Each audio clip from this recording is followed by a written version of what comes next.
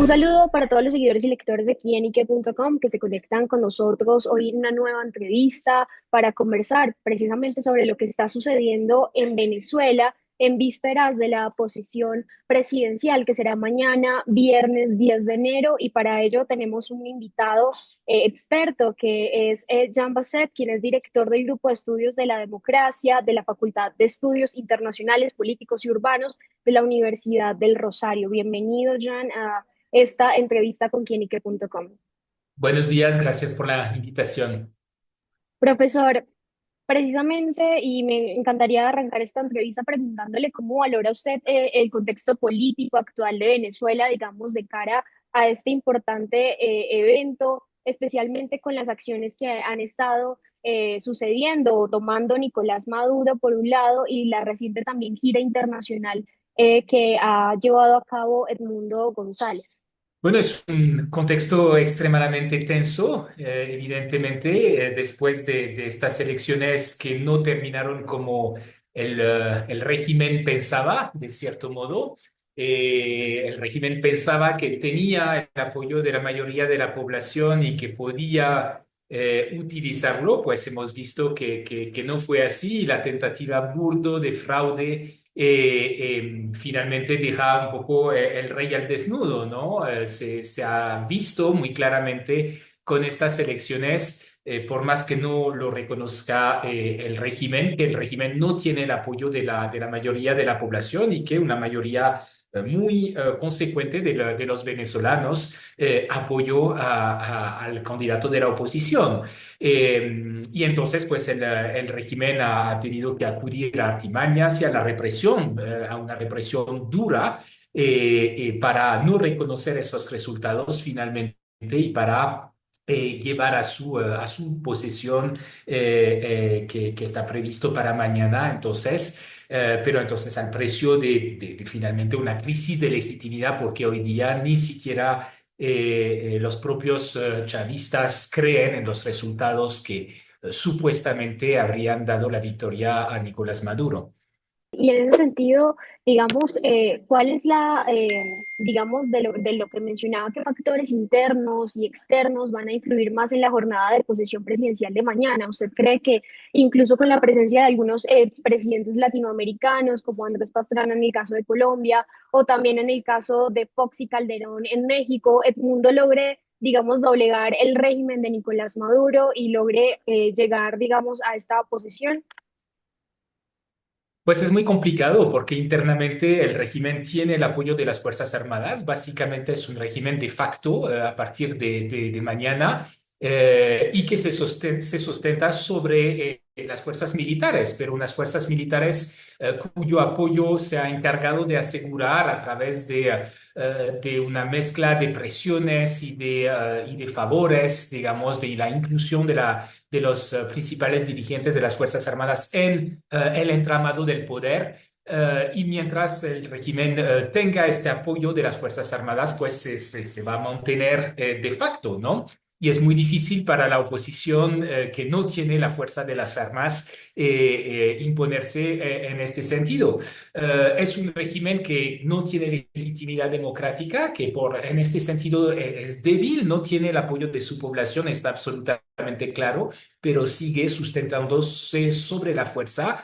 Es algo que no es muy sustentable a largo plazo, pero a corto plazo, digamos que es muy difícil, digamos, una salida distinta a esta posesión de facto de Nicolás Maduro el día de mañana. También es importante ver como la relevancia del papel de la comunidad internacional en este proceso electoral y en todo lo que ha estado sucediendo en Venezuela. ¿Qué países o qué actores, digamos, podrían tener un mayor impacto en la situación venezolana? Y lo pregunto porque vimos que recientemente Edmundo González en su gira internacional estuvo reunido, por ejemplo, con Joe Biden.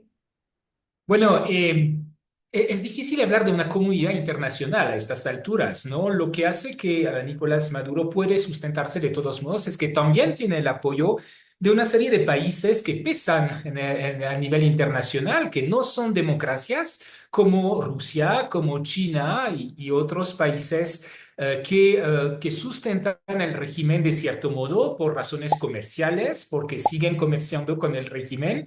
Y en este sentido, Maduro no está del todo aislado sobre la escena internacional. Claramente no ha tenido el apoyo de las democracias, ni de Estados Unidos, ni de la Unión Europea, ni de los países vecinos de América Latina. Ninguno aparte de países que precisamente no son democráticos, como Nicaragua, como Cuba, etcétera, ha reconocido esta victoria de Nicolás Maduro. Pero pues como tiene este apoyo de los regímenes autoritarios, esto de cierto modo compensa y permite a Maduro mantenerse y mantener, digamos, Venezuela en los circuitos comerciales internacionales, de cierto modo.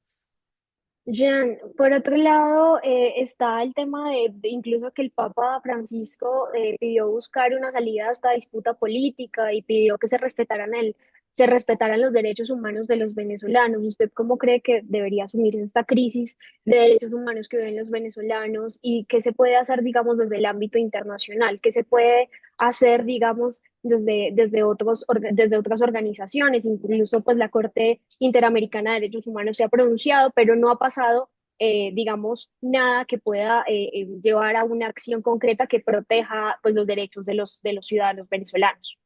Sí, efectivamente, y de hecho, pues hemos visto que incluso durante el mandato actual de Nicolás Maduro ha habido tentativas de desestabilizar el régimen desde el exterior, de aislarlo, que no han funcionado, ¿no? Con todas esas presiones que ha tenido el régimen durante el primer gobierno de Trump en particular, el chavismo ha logrado mantenerse gracias a estos apoyos internacionales que tiene de países autoritarios y gracias al apoyo indefectible de las Fuerzas Armadas. Lo que cabe hacer entonces para la oposición es seguir desnudando un poco la fragilidad y la debilidad de este régimen que no tiene el apoyo de la población e incluso para los aliados autoritarios del régimen, eso a mediano plazo es un problema, digamos, ¿no? Porque lo que China, Rusia quieren de Venezuela finalmente son relaciones comerciales estables en un régimen que parece cada vez menos capaz de mantener esta estabilidad a mediano plazo si no tiene el apoyo de esta población, ¿no? Podrá mantenerse por la fuerza bruta, digamos, un tiempo, pero eso no es sostenible a mediano plazo. Entonces, lo que toca hacer es seguir presionando para que el régimen finalmente acepte su ilegitimidad y una forma de transición en algún momento. Eh, pero evidentemente, pues es algo muy difícil, sobre todo con esta ola de represión que hace que el régimen, de hecho, se está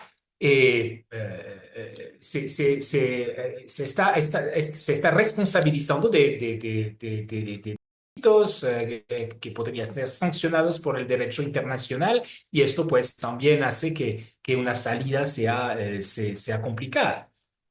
Por otro lado, hemos hablado de que se han convocado para el día de hoy y también para mañana manifestaciones pues masivas para acompañar a Edmundo González Urrutia en esta posible posición presidencial. Digamos, qué papel juegan las protestas y el activismo en el cambio de gobierno o en la estabilidad política? Ya que pues digamos, se han mostrado muy fuertes las protestas y ha sido muy masivo también, digamos, las acciones del Estado o del gobierno venezolano para tratar de apaciguar a sus ciudadanos y que no salgan pues a manifestarse. Sí, es un papel fundamental para recordar siempre esta ilegitimidad del gobierno. Este es un gobierno que no tiene el apoyo de su población y entonces pues es fundamental para los venezolanos, para la oposición, rodear la oposición, rodear al pueblo venezolano y pues recordar, presionar este gobierno finalmente ilegítimo que mañana se va a posesionar finalmente en condiciones pues realmente problemáticas desde el punto de vista de la legitimidad, con pocos embajadores, con aún muchísimo menos jefes de Estado que asistirán a esta posesión y eso pues habla de la debilidad de este régimen. Entonces, acá estas movilizaciones sociales que a las que convoca la oposición en este contexto son parte de este pulso que hay entre el régimen y la oposición, cuyo resultado para la oposición pues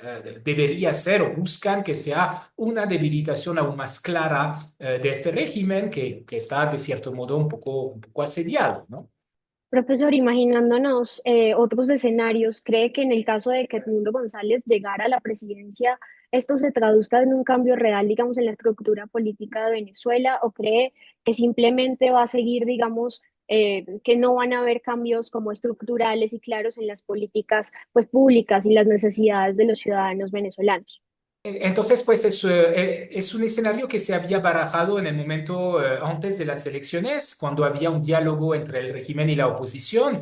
Incluso si mañana o a más largo plazo el régimen colapsa, va a ser muy difícil para la oposición gobernar Venezuela y el régimen se fundamenta sobre factores de poderes que van a seguir existiendo y las Fuerzas Armadas antes de todo.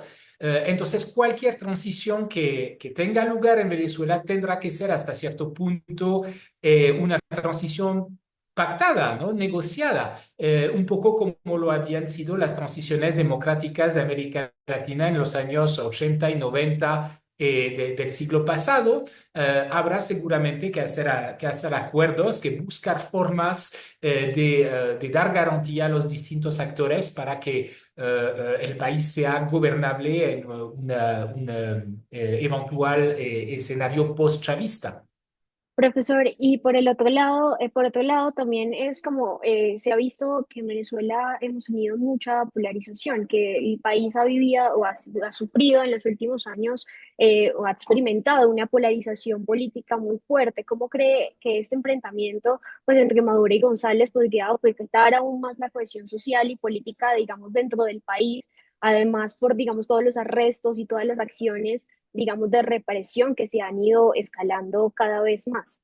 Sí, efectivamente, eso también es un tema que seguirá. El régimen hoy día está relativamente débil, no tiene el apoyo de la mayoría de la población, pero sí conserva el apoyo de un sector fiel, de más o menos un tercio de la población que sigue en Venezuela hoy día, si nos guiamos por los resultados de las elecciones. Y es un tercio que de todos modos contará, ¿no? Y que de cierto modo tendrá que ser integrado a una eventual Venezuela post-chavista. Entonces, habrá que negociar también con estos sectores y superar esos años de conflicto muy fuerte, de polarización efectivamente entre el gobierno y la oposición. Por otro lado, digamos que la oposición y muchos ciudadanos y muchas personas se preguntan, la oposición ha mencionado tener dos tercios de las actas que dan como ganador a Edmundo González, porque, digamos, Maduro sigue como oficializando pues su posición o, como presidente de Venezuela, pero además como internacionalmente, digamos, esas sanciones o esas dinámicas de fraude electoral no han llegado digamos, a tiempo, no se han concretado y la gente dice, bueno, si hay organismos internacionales y tenemos, en teoría, digamos, herramientas que puedan proteger y garantizar la democracia, digamos, porque estas acciones o estas sanciones no han llegado, digamos, si ya hay pruebas de que sí hubo fraude electoral en Venezuela. No, pues sanciones ha habido, ¿no? Por parte de distintos países, Estados Unidos a la cabeza, la Unión Europea y los organismos internacionales han hecho su trabajo. La OEA, el Centro Carter para las organizaciones no gubernamentales.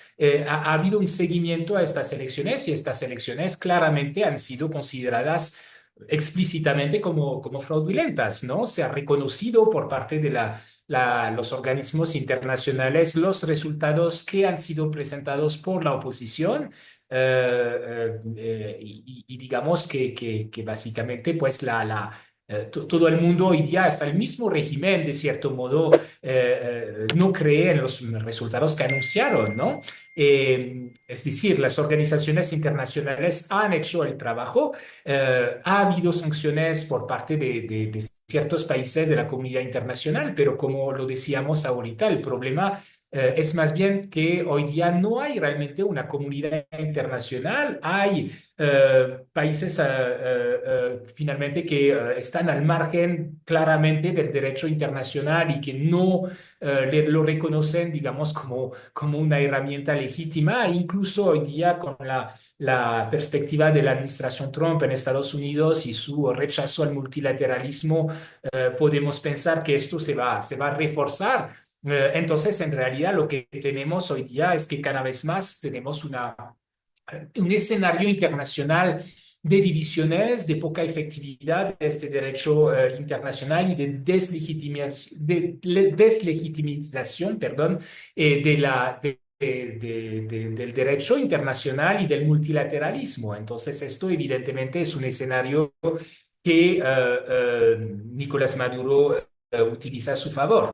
Profesor, y para ir como cerrando esa entrevista, ¿cómo cree que, o qué papel, mejor, qué papel cree que debería tener Colombia en este complejo momento que enfrenta, pues, Venezuela? Digamos, ¿cree que el presidente Petro debe seguir las recomendaciones del presidente, del expresidente Juan Manuel Santos, que, por ejemplo, le dijo que retirara al embajador de Colombia en Venezuela, como lo hizo Chile? ¿O cree que de pronto Colombia va a tener una posición más digamos, diplomática, más tranquila o más, digamos, frentera frente a lo que piensa, frente a lo que va a hacer en realidad con sus relaciones? Bueno, el gobierno de Gustavo Petro ha tenido muchísimas presiones sobre este tema. Gustavo Petro llegó al gobierno con un programa de normalización de las relaciones con Venezuela, de cierto modo, y con muchas apuestas, de hecho, de cooperación, tanto a nivel económico como a nivel del papel que podría jugar Venezuela, el gobierno venezolano en unas negociaciones en el marco de la paz total con el ELN en particular. Entonces había una apuesta fuerte, digamos, de acercar el gobierno colombiano al gobierno venezolano, que evidentemente con este escenario postelectoral en Venezuela se vuelve insostenible para el gobierno de Gustavo Petro. En este marco, el presidente Petro ha tratado de mantener una posición equilibrada, de cierto modo, al no reconocer el resultado de las elecciones, lo que es fundamental, pero al mismo tiempo insistiendo en la necesidad de mantener relaciones con Venezuela. Primero, mantener un diálogo para tratar de buscar una solución. Claramente, este diálogo hoy día es un escenario que no ha funcionado, pero por lo menos mantener relaciones diplomáticas por razones pragmáticas, pues Colombia tiene que atender a casi 3 millones de migrantes venezolanos radicados en Colombia. Hay más de 2.000 kilómetros de fronteras que gestionar entre los dos países. Hay muchos temas económicos, de seguridad, etcétera, que hay que gestionar. Y de cierto modo, pues Gustavo Petro tiene razón en decir que una posición muy de principios de ruptura de relaciones con Venezuela es un escenario que ya se practicó durante el gobierno anterior y que no ha dado resultados, ¿no? Y ha traído mucho más problemas que para Colombia que soluciones para la situación venezolana, de cierto modo. Ahora bien, si Gustavo Petro tiene que ser coherente con su posición de no reconocer el resultado de las elecciones, pues el hecho de mandar, aunque fuera solamente un embajador, sí es bastante problemático porque sí, de cierto modo, es borrar con el codo lo que ha escrito con la mano, es de cierto modo reconocer la legitimidad de este nuevo mandato de Maduro y en este sentido, pues la oposición ha criticado con razón a Gustavo Petro con esta perspectiva de mandar embajadores, de mandar el embajador de Colombia a Venezuela a asistir a esta posesión. Profesor, vemos que con lo que pase mañana y bueno, en realidad con todo lo que ha venido sucediendo, pues el porcentaje, el número de migrantes venezolanos a Colombia pues va a aumentar. Eh, Evidentemente porque muchos ya no quieren quedarse o porque no ven soluciones y pues el primer lugar al que llegan es Colombia. ¿Cómo entonces el gobierno también debe responder a estas demandas y a esta, digamos, actualización de la situación que ya se venía un poco venir, pero que además también ha dejado claro que con los migrantes que estábamos atendiendo o con los migrantes que se habían atendido en estos años, pues no habían sido suficientes los esfuerzos y que en realidad había que fortalecer esas políticas públicas para prepararnos ante este escenario que era casi que para muchos como inevitable. Sí, efectivamente es un problema para Colombia. Colombia es un país que no tiene una fuerte tradición de inmigración y para Colombia, para el gobierno colombiano, atender a esta ola migratoria tan repentina, tan fuerte, en muy poco tiempo, ha sido todo un desafío. Es algo que ha hecho el gobierno con mucha apertura y aprendiendo sobre la marcha. Yo creo que Colombia, de cierto modo, en este ámbito ha sido un país modelo realmente, incluso en la región. Es el país que más venezolano ha recibido, ha atendido. Casi el tercio de los venezolanos que han salido del país pues están en Colombia. Eh, Colombia ha hecho grandes esfuerzos para regularizar los inmigrantes venezolanos que muchas veces llegan irregularmente en Colombia, acercarlos a los servicios de salud, de educación, etcétera. Es un desafío muy grande. Es también una oportunidad a mediano plazo, los expertos lo digan, sobre todo para un país que tiene una población en transición y en vía de envejecimiento rápido, pero de todos modos no deja de provocar grandes desequilibrios a corto plazo sobre el mercado del trabajo y retos administrativos grandes para el gobierno colombiano y para la sociedad, retos también muy grandes. Las encuestas muestran que a pesar del enfoque de apertura que ha sido el del gobierno colombiano, pues hay problemas de reacciones xenófobas muy fuertes en la población, ¿no? De la mayoría de la población, incluso por lo que indican las encuestas. Eso también es un reto grande de integración que el país tendrá que atender. Profesor, ¿finalmente cree que, digamos, estas decisiones que esté tomando Gustavo Petro vayan a ser importantes o significativas, digamos, de cara a las elecciones del 2026? Pues ya empezamos, digamos, con la carrera presidencial y de alguna manera ya los diferentes figuras políticas que se están presentando o están pensando en postularse, pues ya están empezando a usar estos temas. ¿Cómo cree que va a afectar a la izquierda, digamos, al progresismo, digamos, la posición o las posturas que ha tenido Gustavo Petro con este tema en particular de Venezuela? Pues es un tema evidentemente que por su importancia seguramente se tocará durante la campaña, ¿no? Hay realmente muchos retos que atender por parte del Estado colombiano y por parte del gobierno y del próximo gobierno. Pero yo debo decir realmente que a mí lo que me llama la atención es que hasta ahora hemos tenido relativamente poca explotación xenófoba del tema, digamos, en las campañas electorales, por lo menos en las nacionales, ¿no? En las elecciones de 2022, en las de 2018, no hemos tenido realmente una explotación, digamos, a través de campañas xenófobas del tema de la migración venezolanas en la política colombiana. Esto habla muy bien, me parece, del país. La situación se prestaría mucho a que tuviéramos este tipo de campaña como las tenemos, pues no, hemos visto Trump en Estados Unidos, como las tenemos regularmente en Europa. Hasta el momento, a pesar de algunas declaraciones xenófobas aisladas de algunos políticos colombianos, no hemos tenido, digamos, este tipo de explotación demagógica del tema migratorio en Colombia. Ojalá siga así, pero evidentemente pues la tentación es grande para muchos políticos y como lo decíamos, las encuestas muestran que hay un público receptivo para este tipo de discurso. Entonces, esto también es algo al que tendremos que estar muy atentos de cara a las elecciones del año próximo. Bueno, profesor, pues muchísimas gracias por estar aquí como nuestro experto invitado. Muchas gracias por acompañarnos en esta entrevista y por contarnos y explicarnos mejor cómo esto que viene para el país hermano y vecino que mañana tiene que enfrentarse a una situación pues bien complicada. Por lo pronto, pues veremos qué sucede y a los seguidores y lectores de Quinique.com, muchas gracias por acompañarnos también en una nueva entrevista con más temas y con más personajes. Nos vemos a la próxima.